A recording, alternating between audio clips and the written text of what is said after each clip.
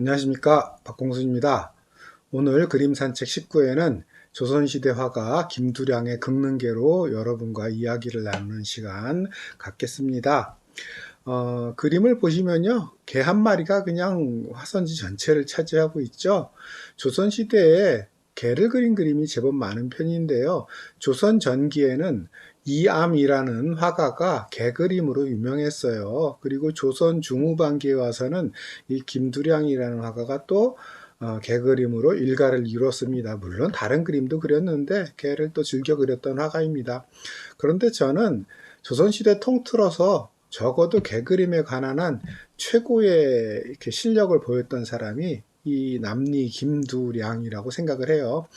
좀 전에 언급했던 이암이라는 사람은 개를 그리긴 했지만 주로 현대식 표현으로 하면은 캐릭터화된 이미지, 뭔가 이렇게 귀엽고 아기자기하고 그렇게 조금 이렇게 약간 추상적인 느낌도 드는 그런 개 그림으로 유명했다면은 생생하게 현실에 살아있는 마치 직접 그 강아지를 보는 듯한 느낌을 전해주는, 그리고 또 자세하게 그렸다는 것만이 아니라 개의 특징이 제대로 살아나는 그런 그림으로는 이 김두량이 가장 탁월했다.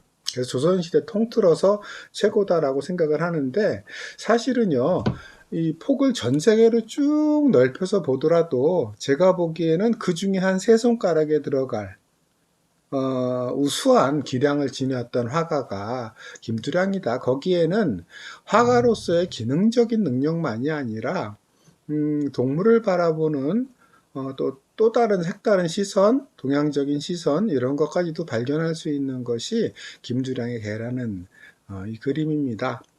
한번 하나하나 어떤 점에서 그런지 살펴보도록 할 텐데요.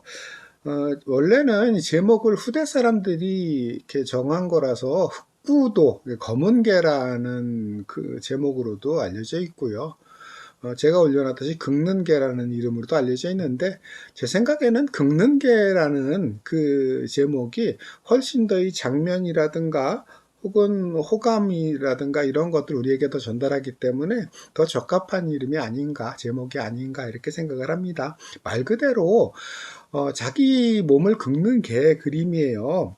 보시면은 재미있게도 뒷발로 긁고 있어요. 강아지들 보면은 앞발 사용보다 뒷발을 사용해서 자기 머리 뒤통수라든가 몸이라든가 구석구석을 긁을 때 뒷다리를 이용하는 경우들이 많은데, 그 장면이 생생하게 이렇게 살아나고 있다는 점에서 흥미로운 그림이라고 할 수 있겠는데요. 특유의 자세죠.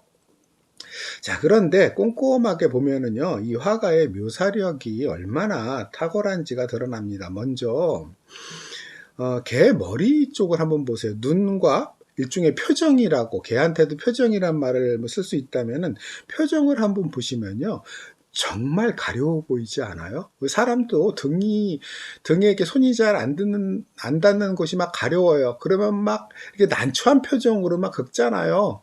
조금 더 긁고 싶은데 손이 안 닿아가지고 안타까워하면서 난처한 표정으로 긁는데, 이 강아지의 약간 내리뜬 눈이라든가 아니면 그 난처하고 어정쩡해 보이는 그 입 모양이라든가, 그 다음에 고개를 살짝 수그리고 어떻게 해서든지 거기까지 발이 닿으려고 하는 그 기색이, 그 동작의 느낌이 우리에게 그대로 전달이 돼요. 그런 점에서 생생하고 탁월한 거고요.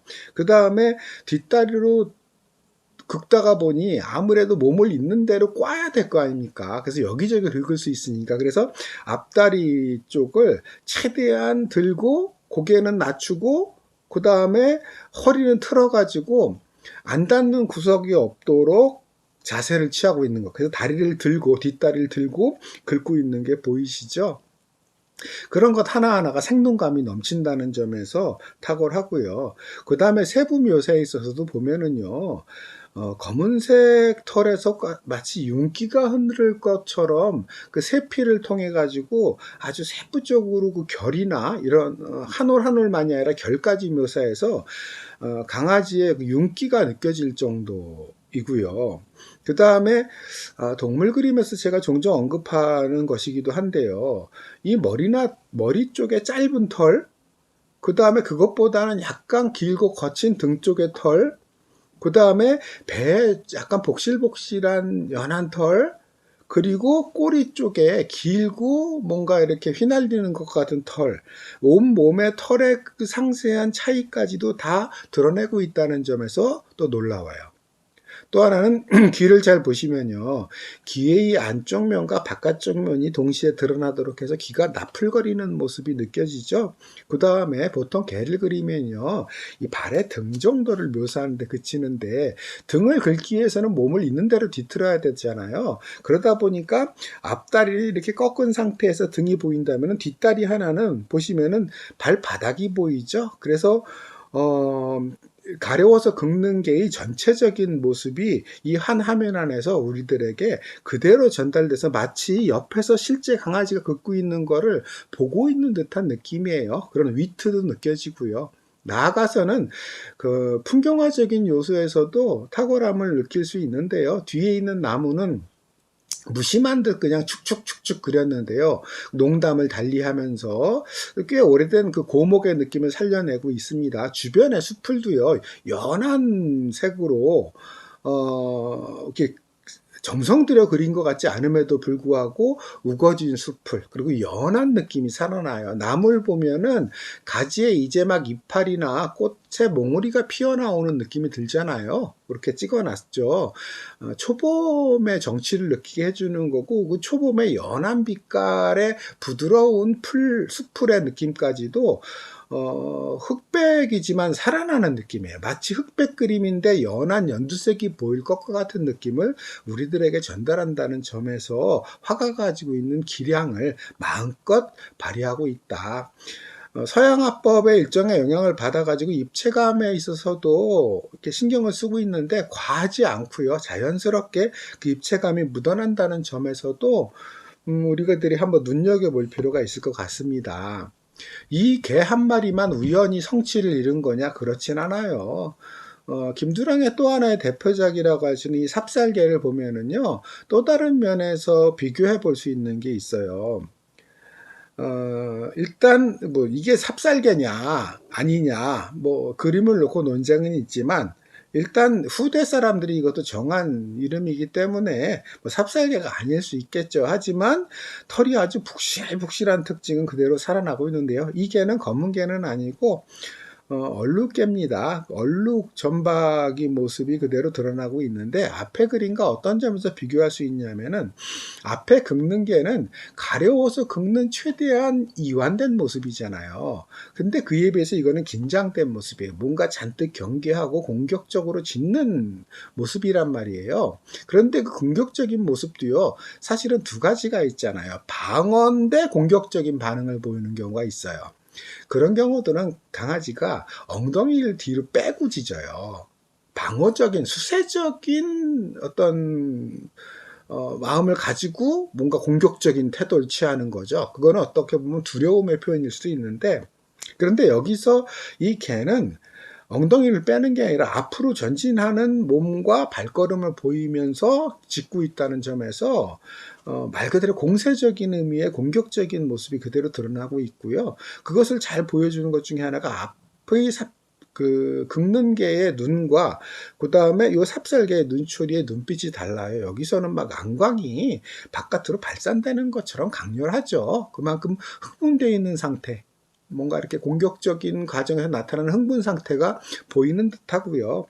그 다음에 이빨이라든가 그 짖는 과정에서 끄트머리가 살짝 말려 올라간 혀라든가 그 다음에 이와 그 다음에 이 얼굴 사이에 그 개들의 특유의 입술, 검은색 입술이 찌그러져서 이렇게 흥분된 상태를 또 그대로 묘사하고 있다는 점에서도 그 탁월함을 볼 수 있습니다. 그 다음에 약간 털이 북실북실하고 이렇게 꼬불꼬불한 그런 털의 느낌, 풍성한 느낌도 세피를 통해 가지고 잘 살려내고 있다는 점에서도 아까 그 긁는개에서 이룩한 성취가 우연이 아니라 평소에 김두량이라는 화가가 가지고 있는 놀라운 관찰력, 그리고 관찰력만이 아니라 그 관찰한 결과를 회화로 실현해 나가는 기량, 능력이 뛰어나다라는 것을 발견할 수 있습니다. 그 위에 있는 화제라 그러죠. 그림에 써놓은 글은 영조의 글이에요. 이 김두량이라는 화가는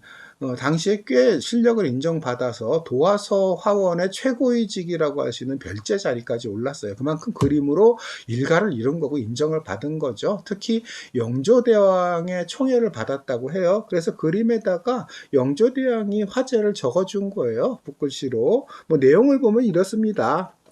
밤에 살인문을 지키는 것이 너의 소임인데 어찌하여 낮에 길 한가운데서 이리 하고 있느냐. 길 한가운데서 이렇게 짓고 있느냐. 이렇게 적어놓은 글입니다. 그만큼 성난 모습으로 컹컹 짖는 모습을 그냥 누가 봐도 느낄 수 있는 건데요. 구도상으로 봐도 재밌는 면이 있어요. 그냥 강아지 한 마리가 짖고 있는 것을 그리면 좀 단순해 보이잖아요. 그런데 그 지면을 보면 살짝 경사지게 그려놨어요. 그리고 강아지는 수평으로 그려져 있죠. 그래서 단조로움을 약간 경사진 지면을 통해서 단조로움을 좀 보완하는 모습까지 화가가 배려하고 있는 것이 아닐까 이렇게 한번 생각해 볼 수 있습니다. 어쨌든 이 삽살개나 앞에 우리가 오늘 주요하게 보는 긁는개의 공통점은 뭐냐 하면은 강아지 자체가 주인공이라는 거예요. 강아지가 뭔가 사람이라든가 주변 상황을 꾸미기 위한 도구나 뭐 부수적인 뭘로 등장하는 게 아니라 강아지 자체가 주인공이고 강아지 자체의 화가의 관심이 꽂혀 있다라는 점을 발견할 수 있는데요. 그런 점은 서양화의 다른 강아지 그림과 비교해 보면 좀 더 분명해 보여요. 서양에서도 강아지 그림은 꽤 많이 그린 편입니다. 특히 근대와 현대 요 사이에 강아지 그림들이 많이 등장을 합니다. 그 이전에야 아무래도 성서 이야기가 많으니까 강아지가 끼어들 틈이 별로 없었잖아요. 하지만 근대부터는 개인의 취향이라든가 아니면 그 생활을 반영한 그림들이 많아지기 때문에 서양화에서도 주변 소품들이 많이 등장하고 정물조차도 하나의 완결적인 회화의 한 분야로 들어가는데 마찬가지로 그 당시 유행하던 게 귀족들의 사냥이었던 것 같아요. 그래서 유독 많은 게 사냥개 그림이에요. 사냥하는 장면. 혹은 사냥 후의 장면. 이 코닝크라는 화가가 그린 개와 올빼미 사냥 노획물이라는 그림을 한번 보겠습니다. 물론 유화 특유의 섬세하고 그 다음에 사실적인 모습이 제대로 살아나고 있죠. 오른편에 개가 있는데 점박이 개고 한눈에 보기에도 사냥개네요. 날렵한 모습에 입이 뾰족 튀어나온 모습이 정말 빠르게 달리고 그 다음에 이제 공격적일 것 같은 느낌을 주는데 눈이라든가 아니면 윤기가 흐르는 털이라든가 앉아있는 자세 어디 한 군데 뭐 흠잡을 데 없이 사실적인 모습은 그대로 잘 묘사가 돼 있습니다. 명암도 적극적으로 사용했기 때문에 평면이지만 마치 입체 속에 있는 사물처럼 보이는 것도 마찬가지고요. 그런데요. 이 그림을 보면은 강아지는 주인공 같지가 않아요. 서양화에서 주인공은 보통 중앙에 그리잖아요. 근데 가장 중요한 중앙 자리를 차지하고 있는 거는 총과 그 다음에 사냥을 통해서 획득한 잡은 노획물이에요. 산토끼가 한 마리 있네요. 그리고 여러 마리의 새가 있습니다. 종류도 여러 가지고요. 그래서 내가 이렇게 많이 사냥을 했어 라는 것들을 다른 사람들 앞에 자랑하는 분위기가 이 그림에서 느껴지고 그 그림을 주문한 사람의 그러한 마음, 그러한 의도를 화가가 충실히 반영해서 그리고 있는 거다라고 보는 것이 맞을 겁니다. 그래서 오히려 강아지는 사냥에 쓰였던 도구의 의미가 강하다. 오히려 도구라는 점에서 중앙을 가로지르면서 사냥총이 크게 있는 걸로 봐서는 사냥총의 하위 도구로 오히려 생각하는 것일 수도 있겠다 싶습니다. 또 하나는 개 자체로만 보더라도요. 아까 김두량의 긁는개와 한번 비교해 보세요. 이 코닌트의 사냥개는 꼭 박제 같지 않아요? 아주 구체적이고 사실적으로 그렸지만 생명력이 덜해 보여요. 박제를 보는 느낌이 강해요. 왜냐하면은 긁는 개는 마치 스냅 사진 같잖아요. 어떤 하나의 동작과 순간을 탁 캐치해서 마치 우리가 그 자리에 같이 있는 듯한 느낌을 살려내고 있다면은 코닝크의 그림에서는 우리가 흔히 사진관에서 찍는 사진처럼 한참 그 자세로 가만히 있을 것 같은 그런 인위적인 느낌이 살아난단 말이에요. 강아지가 화가가 그리는 동안 어떻게 이렇게 가만히 있겠어요? 그러니까 어느 정도 모습을 본 다음에 화가가 인위적으로 그 모습을 이렇게 고정된 곳으로 그려놨다고 봐야 되겠죠. 그런 점에서 마치 사진관 속에 고정된 가족 사진 같고요. 박제화된 어떤 모습을 우리들이 만나는 그런 느낌을 준다는 점에서 김두량의 그림과는 상당히 차이가 있다라는 점을 볼 수 있고요. 또 하나로는 이런 사냥개로 많이 등장할 뿐만이 아니라 특히 근대 후기로 가서는요. 애완견 모습으로 많이 등장을 해요. 제가 올려놓은 레이놀즈라는 사람의 안나워드와 개라는 그림이 그 하나의 대표적인 건데요. 레이놀즈는 당시 그 시기에 영국 화단을 대표하던 아주 유명한 화가였어요. 인물화를 많이 그렸고요. 물론 풍경화로도 유명합니다. 근대 영국 회화의 아버지 그럴 때 한 두세 손가락 안에 들어갈 정도로 꽤나 유명한 사람이에요. 근데 이 사람이 특히 인물화를 그릴 때 강아지 그림을 참 많이 그렸어요. 주로 가족의 초상화를 그릴 때 개가 많이 등장했는데요. 뭐 엄마, 아이들 이렇게 가족 몇 명이 있는 한 옆에 있거나 아니면 특히 아이들과 이렇게 강아지가 노는 모습을 즐겨 그렸어요. 그런데 공통적으로 또 주인공은 당연히 사람이겠죠. 이 그림에서도 보면은 정 가운데 한 7, 8세 정도 보이는 소녀가 예쁜 옷을 입고 있죠. 그리고 그 소녀만 딱 그려놓으면은 밋밋할 수 있잖아요, 그림이. 만약 오른쪽에 강아지가 없다고 생각해 보세요. 그럼 뭔가 재미가 덜하죠? 밋밋하죠? 그런 것을 벗어나기 위해서 강아지를 소품으로 넣어놓은 느낌이 강해요. 그러다 보니 어떤 현상이 벌어졌나요? 오른쪽에 강아지가 잘려있죠.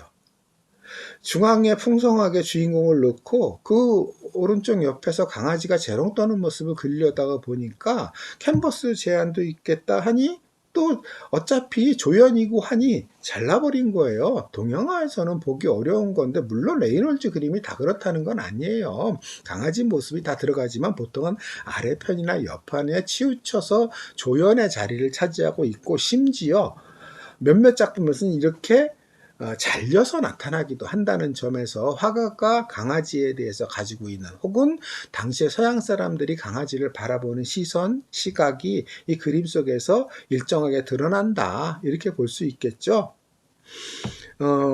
강아지 그 자체에 주목하고 강아지가 주인공이었던 김두량의 그림과 좀 비교될 수 있는 대목이 아닐까 이렇게 생각을 합니다. 자, 이런 점은요, 당시 동양 사상과 서구적 사고방식과의 차이라고도 할 수 있겠어요. 상대적으로 서양은 우리 옛날에 학교에서도 배웠지만 왜 자연지배 사상이라 그러잖아요. 자연을 하나의 대상물로 바라보고 객체로 바라보고 주체인 인간이 그 대상물인 동물을 어떻게 해도 된다는 마음대로 해도 된다는 그런 이미지가 굉장히 강했죠. 지배적인 또 정복자로서의 인간 이미지가 강했다면 상대적으로 중국이나 우리 같은 경우는 자연 친화적인 요소가 좀 더 강했다고 볼 수 있겠어요. 제가 좀 더라고 말했는데 말 그대로 상대적인 비교죠. 동양이라고 어떻게 안 그랬겠어요. 동양도 문명이 시작된 이후로는 자연과 동물을 대상화시키는 면은 어느 정도는 있었죠. 하지만 정도가 덜했다는 겁니다. 유명한 말 있잖아요. 토사구팽 이런 말. 사냥이 끝나면 사냥개는 삶아 먹는다. 뭐 이런 뜻일 텐데 그만큼 하나의 도구화되어 있었고 사냥도 있었고 그때 사냥개로 쓰기도 했었지만 그래도 비교적 상대적으로 바라보는 그 시선에서 자연 친화적인 요소가 강했는데요. 그 중에서도 동양 사상 중에서도 도가 쪽이 제일 그런 면이 강했다고 봐야 돼요. 제가 장자라는 책에 실려 있는 글을 하나 올려놨는데 한번 같이 볼게요. 세장의 비둘기나 부엉이는 본성을 못 따른다. 지키지 못한다는 거죠. 가죽이나 기스로 장식한 관을 쓰고 호를 꽂고 큰 띠와 긴 바지를 입는 것은 사람을 제약한다. 마음은 울 안에 갇히고 외모는 줄에 묶인다. 줄로 꽁꽁 묶여있는 듯한 상태임에도 스스로는 본성을 따른다고 생각한다. 그렇다면 죄인이 팔을 뒤로 묶이거나 호랑이가 우리 안에 갇혀도 본성을 따르는 게 된다. 물론 이제 사람의 얘기를 하기 위해서 동물의 예를 들었지만 이 동물에 의해서 우리가 알 수 있는 동물을 바라보는 시선이 느껴지는 거죠. 우리 안에 갇혀있는 동물은 그건 본성이 억압된 상태다. 아무리 인간이 보살피고 거기에 사랑을 쏟는다 하더라도 그건 이미 본성을 벗어난 상태, 억압에 있는 상태다. 우리는 애완견이라는 말을 쓰고 반려견이라는 말을 쓰잖아요. 반려라는 건 함께 살아간다는 뜻이잖아요. 그런데 고정된 공간 안에, 그것이 우리가 아니라 하더라도 아파트라는 고정된 공간 안에 그 강아지가 갇혀 있어요. 차라리 조선시대의 개들은 바깥에 뛰어다닐 수 있었잖아요. 산이며 들이며 뛰어다닐 수 있었죠. 하지만 현대 한국에서의 사육 조건은 대부분 아파트인 경우가 많죠. 고정되고 갇혀있는 공간 안에서 살아가야 되고요. 그러면 아무리 맛있는 걸 주고 거기서 아무리 쓰다듬고 예뻐한다 하더라도요. 그거는 강아지의 본성을 따르는 상태라고 볼 수 없겠죠. 일정하게 억압된 상태죠. 그런 것들을 보여주는 것이요. 실내에서 기르려다 보니까 어떻게 해야 되냐. 털을 다 깎아야 돼. 털이 날리니까 뭐 몇 달에 한 번씩 가서 막 살갗까지 바짝 깎아요. 그러면 그 기계로 깎는 과정에서 살갗을 다치기도 하고 강아지들이 아프거든요. 그건 사람을 위해서 깎는 거죠. 강아지를 위해서 깎는 게 아니라. 그 다음에 강아지가 자꾸 이제 발전기가 되면 밖으로 나가려고 하고 직구하잖아요. 그걸 못하게 강제로 불임수술을 시켜버리기도 하죠. 그 다음에 각 가정에 이게 격리되어 있기 때문에 강아지들이 갖고 있는 습성, 집단적인 습성을 저해하는 거거든요. 자기들끼리 몰려다니면서 짓고 이래야 되는데 격리되어 있어요. 교제가, 사회성이 사라져 버리는 거죠. 그런 것들이 전부 다 본성을 인간이 인위적으로 인간에게 맞도록 왜곡하고 조작한 거라고 봐야 되겠죠. 강제한 거라고 봐야 되겠죠. 그래서 동물원이나 아니면 집에서 강아지나 고양이를 키우면서 그것을 내가 보호한다고 생각하는 것은 어떻게 보면 착각일 수도 있고 그 동물들의 본성을 우리가 저해하는 것일 수 있다는 점에서 장자가 얘기하고 있는 것과는 상반된 모습이다라고 말할 수 있겠죠. 그런 점에서 어떤 동물이 가지고 있는 본성을 인정하고 존중하고 그것을 최대한 보장해야 된다라는 문제의식이 이렇게 비쳐 나오고요. 물론 장자는 그것을 사람에게도 연결을 시켜서 얘기합니다. 여기서 관을 쓰고 홀을 꽂는다는 건요. 관직에 나간 사람들이 왜 관모를 쓰고 홀은 옛날에 관직에 진출한 사람들이 그 등급에 맞게 손에 이렇게 들고 있던 팻말 같은 거예요. 우리나라는 조선 후기에 많이 사용되지 않았지만 삼국시대부터 그 호를 딱 들거나 허리춤에 꽂고 있었거든요.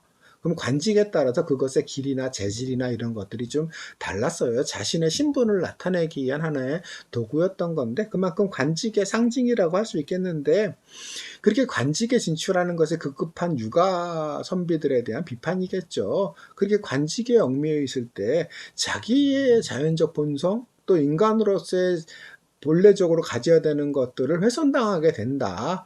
그 관직이나 제도나 국가에서 요구하는 것에 자기가 맞추면서 억압된 삶을 살아야 되는 것에 대한 지적이라고 할 수 있겠고요. 그런 점에서 우리엔에 갇힌 혹은 이렇게 가둬진 상태로 사육되고 있는 짐승이나 다를 바가 없다. 라면서 사람에 대한 것까지 연결해서 말하고 있는 건데요. 이 과정에서 동물에 대한 동물의 본성을 존중하는 것에 대한 시각을 엿볼 수 있다는 점에서 같이 살펴봤습니다. 다시 김두량의 긁는개로 와서 보면은요. 제가 왜 조선시대 그림만이 아니라 더 나아가서는 세계 전체를 통틀어 놓고 봐도 강아지 그림의 한 세 손가락 안에는 들어갈 거라고 이렇게 장담을 하는지 이제 다시 느껴지시죠? 정말 그 강아지가 가려워서 막 그런 표정과 그런 몸짓을 해가면서 자기를 막 긁는 게 정말 생생하게 느껴지지 않나요? 그 옆에 여러분이 미소 띈 얼굴로 이걸 바라보고 있는 느낌이 들지 않나요? 그리고 나아가서는 장제에서도 느꼈지만 그만큼 어느 정도 사람에 의해서 길러지는 것이긴 하지만 그 제한된 조건에서나마 어떤 그 숲을 속에서 뛰놀다가 자기 자연의 습성을 그대로 발휘하고 있는 강아지를 우리가 이렇게 마주하고 있는 느낌이 들지 않나요? 그런 점을 이 화가가 잘 살려내고 있다는 점에서 우리가 한번 주목해 볼 만한 그리고 우리나라 조선시대 옛 화가들이 가지고 있었던 뛰어난 어떤 기량이라든가 사고방식 뭐 이런 것까지 엿볼 수 있는 경우다 이렇게 생각을 합니다. 자, 오늘 김두량의 긁는개로 만나는 시간은 여기까지고요. 다음 시간에 다른 그림으로 다시 만나 뵙도록 하겠습니다. 내용이 즐거웠고 의미가 있었다면 많은 구독과 추천 부탁드리고요. 감사합니다.